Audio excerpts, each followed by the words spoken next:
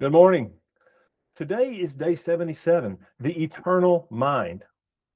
2 Corinthians 4:18 says, "So we fix our eyes not on what is seen, but on what is unseen. Since what is seen is temporary, but what is unseen is eternal." Everything that we see right now is temporary. The financial pressure, our legal situations, pain, the struggle. It's all temporary, but that doesn't mean it's not real. It just means that it has an expiration date. The things that we can't see, the spiritual realities, the eternal promises, the work that God is doing in the invisible realm, those are the things that last forever.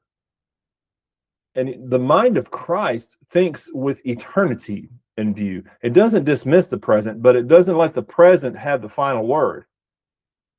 2 Corinthians 4:17 says, "For our light and momentary troubles are achieving for us an eternal glory that far outweighs them all."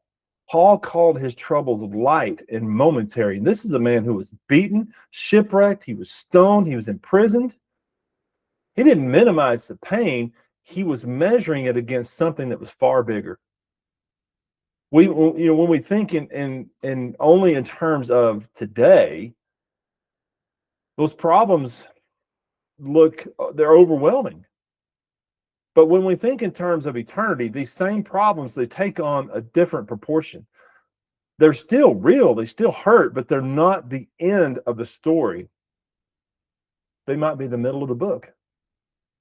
Matthew 6:19 and through 20 says, "Do not store up for yourselves treasures on earth where moths and vermin destroy, and where thieves break in and steal, but store up for yourselves treasures in heaven where moths and vermin do not destroy, and where thieves do not break in and steal." And the investment that we make in the eternal, the faith that we build, the character that's being forged, the love that we pour into others, those are the things that last.